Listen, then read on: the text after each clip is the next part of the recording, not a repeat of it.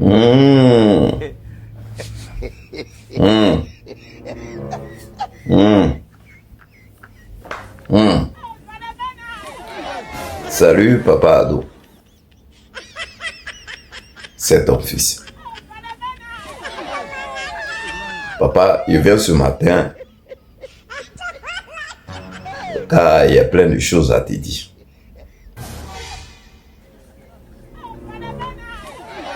Papa, il y a plein de choses qui circulent en ce moment. Mais moi, je pensais que c'était faux.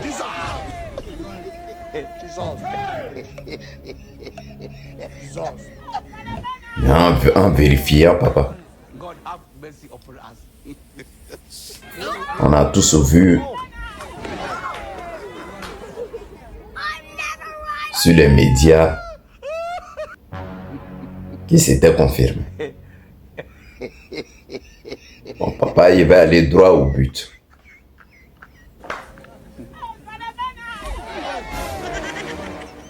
Mais bien avant de commencer, je vais faire une petite introduction pour que les gens comprennent de quoi je vais parler. Le PDCI même, je ne sais pas, vous avez quel problème?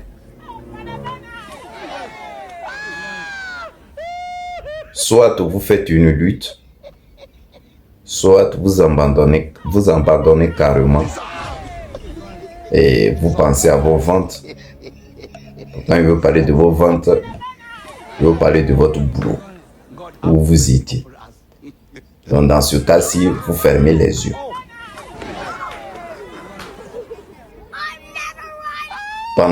Avant même que les élections commencent, ici en Côte d'Ivoire, les gens un peu ont commencé à parler de la CEI, où là où Maître Blessy est sorti pour dénoncer. Il a commencé à mettre les failles, tout ça. Il s'était même assis devant le patron de la CEI, j'ai oublié son nom maintenant, pour lui dire qu'il n'y a rien qui va, il fallait qu'on fasse la RLE pour aller à la présidentielle. Je ne suis pas de Maître Blessy.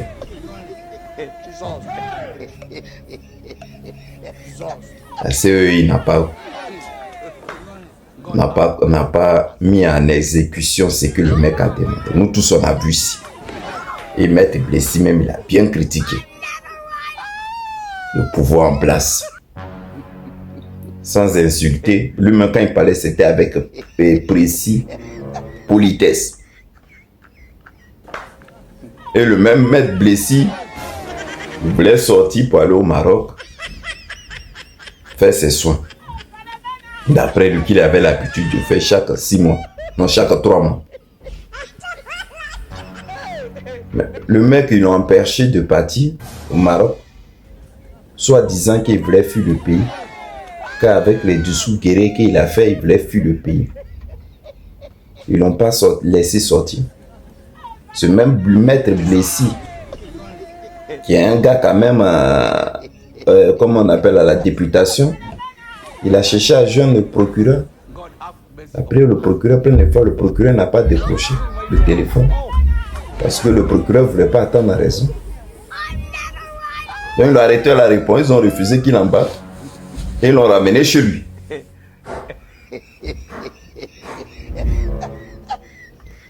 Maintenant, il vient maintenant pour le sujet pour laquelle je suis là. Bredoumi Soumaïla, papa. Toi, tu as commencé à dénoncer ici. À dire les trucs. Toi, c'était sans insulter, mais tu disais les faits, les failles dans le gouvernement. Tu as commencé à dire la vérité ici. Quand le RDA a vu que ce que tu étais en train de dire, ça ne t'arrange pas, ça ne les arrange pas plutôt. D'après toi, c'est sorti. Donc, ils ont commencé à envoyer des menaces.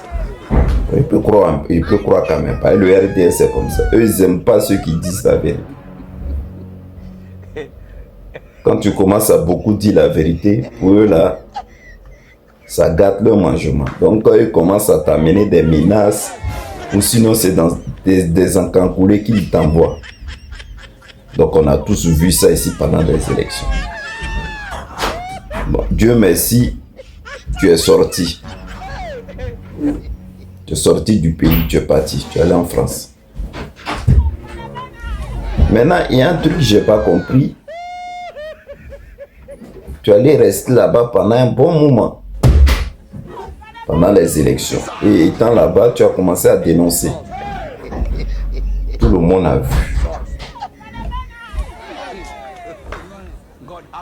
Et que tu dénonçais tout ça. Papa, qu'est-ce qui t'a pris pour revenir au pays? C'est ça, je n'ai pas compris. Qu'est-ce qui t'a pris subitement? Ou c'est parce que tu voulais aller au législatif forcé? Ou tu avais peur de perdre ton poste? Donc il fallait absolument revenir au pays pour que tu sois sur la liste des candidats pour te représenter. Papa, ce que tu as oublié, les gens ne les oublient pas vite. C'est le travail qu'elle a, le RDR. Le fait même que tu es allé à l'international, dit la vérité là-bas, ils ne vont pas oublier. Mais qu'est-ce qui t'a poussé? Maintenant, tu es revenu, maintenant, ils t'ont mis sur mandat de dépôt. Allez là. Mon papa Ado n'a plus oreille. Hein. Il avait déjà annoncé, il dit ceux qui ont foutu le trouble seront arrêtés et mis en prison. Donc, pour lui, toi, tu as foutu le trouble aussi. Donc, tu seras arrêté, mis en prison. Il fallait attendre. Quand tout ça allait finir, tu allais venir. Le PPSI est rentré pour dire boycott. Que élection, là, vous allez aller là, boycott. Il n'y a rien qui a été changé. Mais vous voulez y aller coûte à coûte. Voilà, maintenant il t'a attrapé, il t'a mis en prison. Là, ils t'ont mis sur mandat de dépôt. Là, quel genre de négociation vous allez faire pour qu'on puisse te libérer? Même si vous faites votre arrangement entre vous là, je ne peux pas vous libérer. Même vous savez que depuis que ça a commencé là, si ce n'est pas vous, c'est PPAC. On attrape pour mettre en prison. Mais papa, il fallait rester en France. Reste en France. La Côte d'Ivoire comme on appelle, ne passe pas. Quand tout cela serait rentré en ordre, tout cela serait calme. Maintenant, on allait te faire venir et tranquillement. Et puis voilà, suivre ton poste.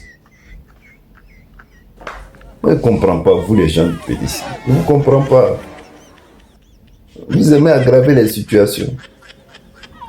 Et tu vas aller aux législatives, donc tu as tout fait. Et puis tu as pris ton billet pour rentrer à Abidjan. C'est-à-dire à bras ouverts. Tu allais te vendre dans la mer des gars là. Ça fait pitié, hein. Ça fait pitié. Il y a quoi à toi, papa? J'espère que les autorités vont comprendre pour te libérer. Parce que à la lue où c'est parti là, c'est pas bon, hein, papa? Je te dis la vérité, c'est vraiment, vraiment pas bon. Parce que, je sais pas, pour vraiment être ami avec eux, il faut continuer à mentir, il faut démentir. Là, si tu commences à sortir pour dire non, que ouais, le RHGP a raison et tout ça là, peut-être ils auront pitié de toi, sinon c'est fini. Ah. Bon, papa Ado, je voulais dire ce petit truc là, pardon, faut le dire. L'élection est finie, man. Tu as gagné. Ça ne sert à rien maintenant d'arrêter les opposants. À un moment, tu avais lancé un mandat contre les gens du PP. Tu avais envoyé convocation comme les gens du PPS. Il a tout le cadre là. Et après, tu as lâché. Donc lâche-le, papa. Pardon. Après tout là, c'est ton frère. Il faut le lâcher. Bon, bonne journée à toi, papa. Bisous.